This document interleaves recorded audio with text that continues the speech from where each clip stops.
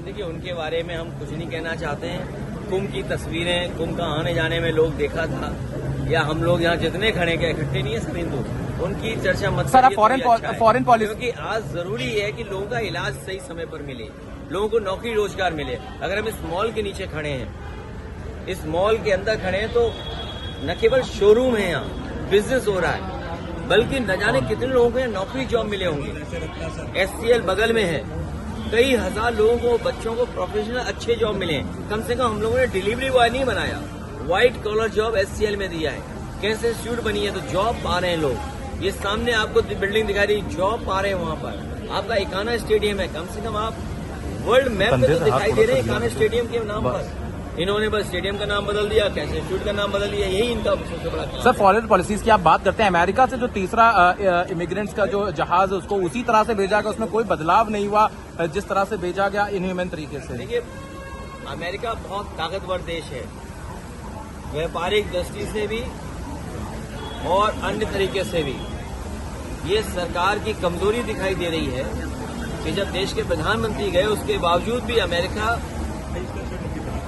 उन लोगों को हथकड़ी और बेड़ियां बांध करके भेज रहा है। इससे ज्यादा हमारे देश का अपमान और क्या हो सकता है कि हमारे नागरिक बेड़ियों में, हथकड़ियों में आ रहे हों। और उससे भी बड़ी बात यह है कि जो लोग ये सपना दिखा रहे हैं कि हमारा विकसित भारत है, हमारी $5 ट्रिलियन की इकोनॉमी है, हम विश्व गुरु हैं, तो सोचो नौकरी के लिए लोगों को अपने खेत बेच के जाना पड़ रहा है, जमीनें बेच करके जाना पड़ रहा है, घर परिवार से उधार लेकर जाना पड़ रहा है।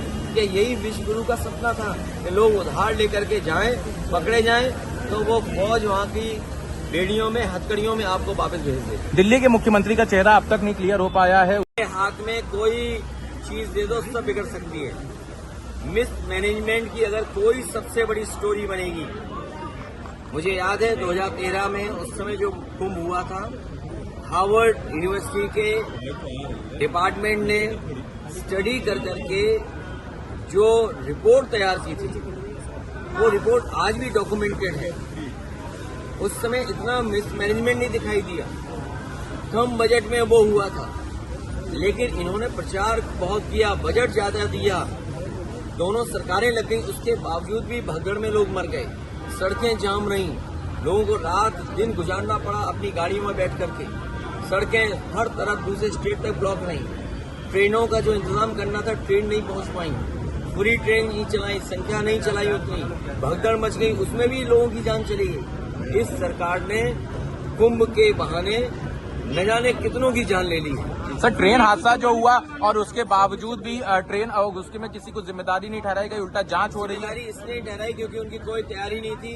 अगर सरकार ने तैयारी की होती, डबल इंजन सरकार, अपने आप को डबल इंजन बोलते हैं, ये डबल इंजन नहीं है, डबल ब्लंडर वाली सरकार है।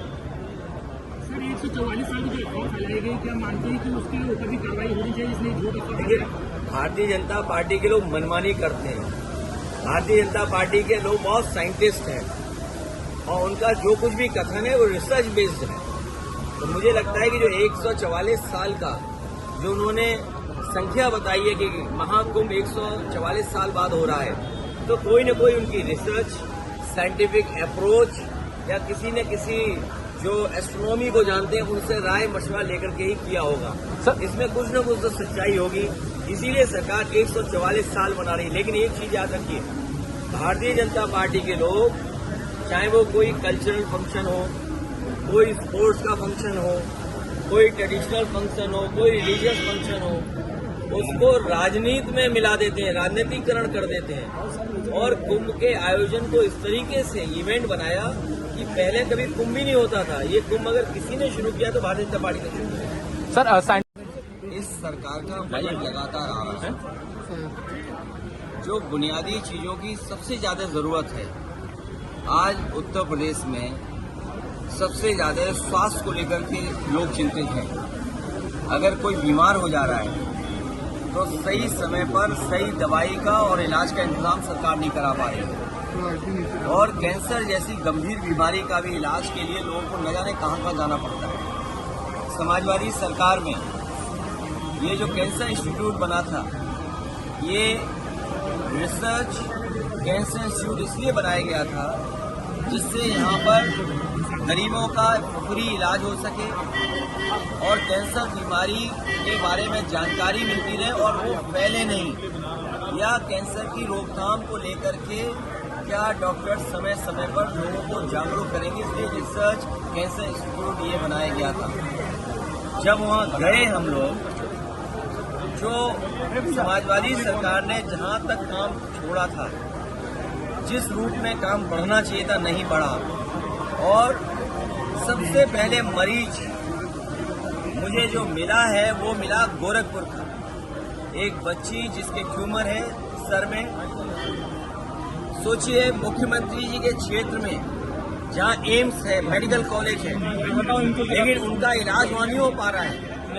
उन्हें भी इलाज के लिए उस परिवार को लखनऊ आना पड़ रहा है, वो भी समाजवादी सरकार के बने हुए चश्मा टेढ़ा हो जाएगा।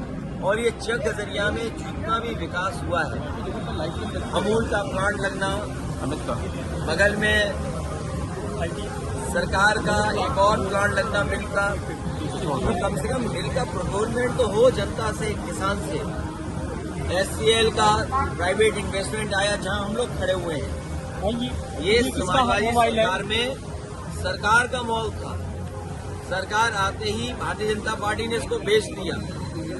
तो कम से कम हम लोगों को दिखाने को तो चीजें हैं जो समाजवादियों ने काम किया है। आगे देख लो, पीछे देख लो, हर तरफ बिल्डिंग देखने को मिलती है। ये भारतीय जनता पार्टी के लोग कोई चीज बना नहीं सकते हैं, ये केवल बिगाड़ सकते हैं।